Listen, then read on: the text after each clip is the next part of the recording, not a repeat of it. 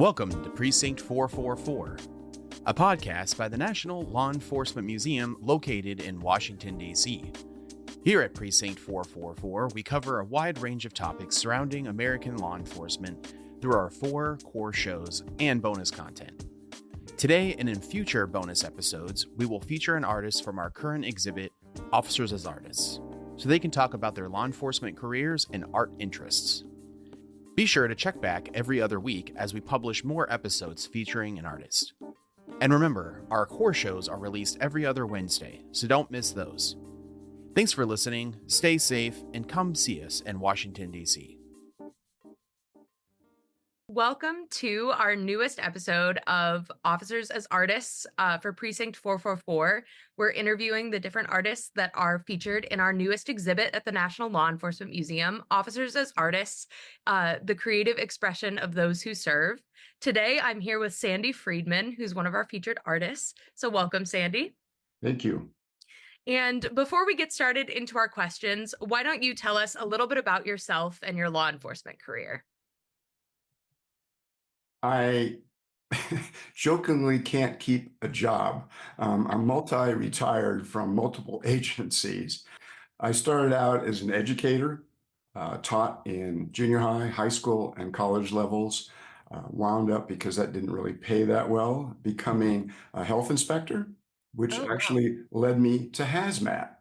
Ironically, as an inspector, in Colorado Springs, we had a lot of construction in the early 80s, major construction. So every time they dig a hole, they kept finding barrels, fuel, a lot of things that were, kind of nasty. Mhm. And for the state to come down, I live in Colorado Springs, Denver is 60 miles away, which is a little over an hour. It took the inspectors from Denver 3 hours of time just to come and go. So I offered to kind of be their eyes and ears for them. And as soon as I started doing that, they realized that, well, we're happy to have you do that. It saves us a lot of time, and we need to train you. And Haz Mat is one of those things where you're either born to it or you absolutely are not born to it. I Yeah. was born to it. And so I pursued my career in not only with the health department, but in with the hazardous material teams, both for the city and the county. Initially, the city's response, DERA, Designated Emergency Response Authority, is with the fire department. In the county, it's with the sheriff's department. Well, my agency was a county health department, so I wound up being overlap between the two agencies and was able to provide some, if you will, coordination between those agencies. And as I pursued that career and was trained, they realized that looking at environmental crime, I should really be commissioned, which is how I got my commission with the sheriff's department. Very cool. And we haven't had a health inspector yet, which is it's always interesting to see like what new aspects of law enforcement and civil service have come up in these interviews and just interviews that I've had with others from the law enforcement field as well. So this is my first time interviewing a health inspector. That's very interesting for me. Obviously, you're also an artist because you're featured in this exhibit. So tell us a little bit about the piece that's featured in the exhibit and what inspired that piece. The piece is titled Look Inside. And Look Inside was really the time frame. It was completed in 2020, which was, middle ending of the pandemic, if you will. And so, there's time to reflect because we're not doing the same things we used to be doing. And in that reflection, it's realizing that there is so much that we need to recognize about our own selves in terms of communication, in terms of how we interact with people. Going back to the pandemic, I'm afraid because somebody doesn't have a mask on, or I'm glad they have the mask on. And how do I feel about that person who doesn't have the mask on? Is that them or is that me? Is that a combination? Am I frightened? I need to look internally, look inside myself and see what are the struggles that we have? What are the kinds of things that make us concerned? As you look at the piece, you'll see that there are multiple curves and twists and textures, which is what, as we analyze ourselves, we find out about ourselves. There's lots of twists and turns and changes of direction that can occur within us as we are open to really revealing who we are to ourselves. And you're one of the it is a ceramic sculpture, right? Yes. This piece. And it's one of the only pieces of 3D art. It's the only ceramic that we have in the exhibit, which makes it even more unique in and of itself. What inspired you to start with ceramics and to create this piece with so much meaning, pouring all of that meaning into the ceramic piece? Well, I was lucky enough in high school to take my first ceramics class in 1964. Oh, wow. So I've been playing in the dirt for a while. Fair. It was always a fun sort of hobby, if you will, when I had time, or I learned to be a functional potter. Mhm. Didn't have time to do that because it takes a lot of time. I mean, I did some functional pottery sales throughout the years. Summers when things might have slowed down a little bit, had a little more time to work in the studio, or holidays. I want to make some gifts for folks. So I always was doing something in the ceramic arena. But as my career progressed, obviously there was less and less time to focus on that and more time to focus on work. But I never said, I'm done. I'm not going to do this. It was sort of one of those things you're just compelled to do. I can't just leave it alone and Mhm. forget about my studio. And I'd walk in there if I, was busy at work and going, okay, this feels good. I Mhm. like this. Maybe I should do more. Oh, I don't have time. So we'll get to it, but Yeah. I would force myself on it. It would be a Saturday afternoon, go sit and throw for a couple of hours, or go scope for a couple of hours. And so I never let it go. I Mhm. just finally, when I did retire, both from the county and the city, Mhm. it was like, okay, now I have time to do what I think I always wanted to do. Absolutely. And that's a really good way to think of it. But even when you were working and didn't have as much time to do it, it's a good way to kind of relieve the stresses of the job and Absolutely. kind of recenter yourself to go back the next day and feel like you're in a good place to Well, keep you going. just hit key words, centering. You Yeah, have to center if you're throwing on the potter's wheel, centering yourself, getting a break, giving yourself just that diversion, or enough diversion that you can go, okay, yeah, the sky is falling at work, but I can go deal with trying to hold up the sky some more. exactly. Yes, that's a very good way of putting it as well.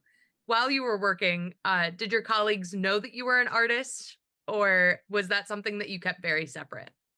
No, a number of them actually did. Those, especially the members of the Haz Mat team for the sheriff's office and for the fire departments, knew, because often I would give gifts, or I would donate pieces for auctions or for charity, that kind of a thing. So they did know that I did that. And once in a while, when I had enough time, or I had enough lead time, I would actually be involved in shows and invite folks, and they would come to the Yeah. shows that were at different craft stores or museum Mhm. stores.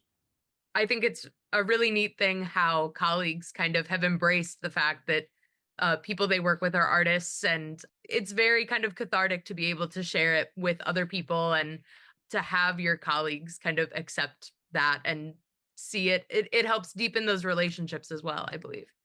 Well, the other thing for me sometimes through ceramics, or the other thing that, is not depicted here, I do steel work as well, Oh, wow. large steel sculptures, and I do steel and ceramic sculptures as well. The steel are anywhere from 8 to 16 feet high and Oh, equally wow. wide, or the ceramic and steel ones are roughly 6 feet high and maybe 2 or 3 feet wide.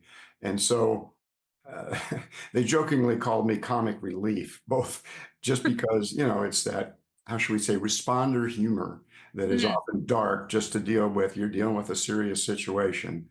And so it was always easy for me to sort of be the one to crack the jokes to try to relieve the stress. Absolutely. And then kind of going off of that, if you could encourage any of your former colleagues or really anybody that's in the field of law enforcement to take up something creative, what would you say to them? Absolutely do it.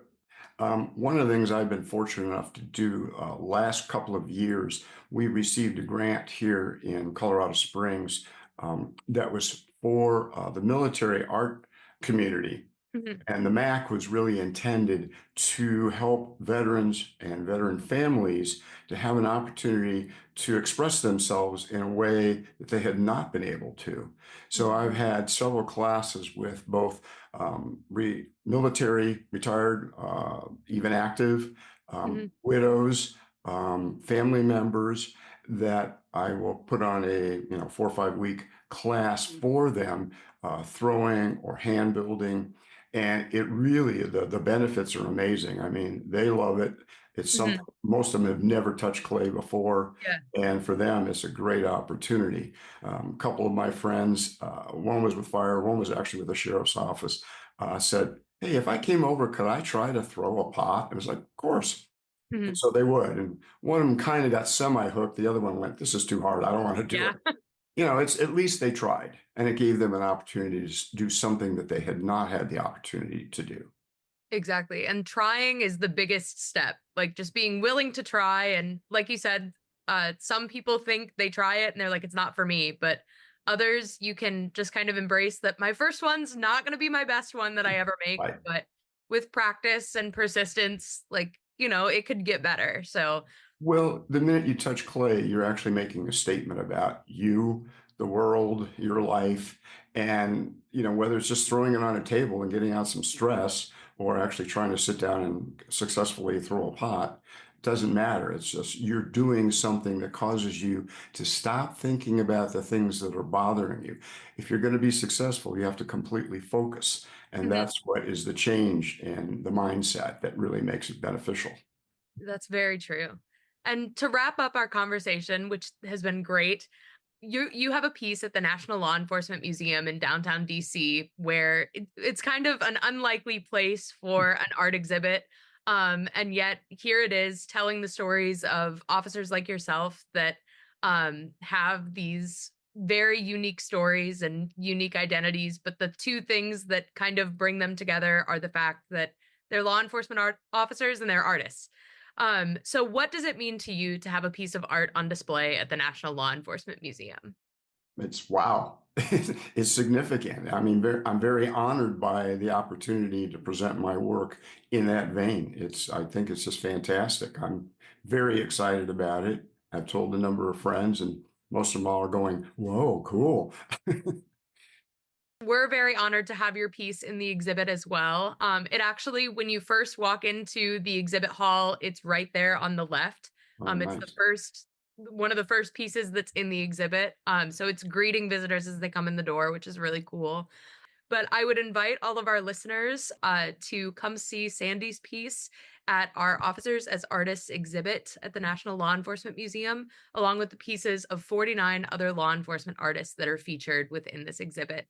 And Sandy, thank you so much for taking the time to talk to me today and for sharing your artwork and your story with us. Well, thank you for the opportunity. Of course.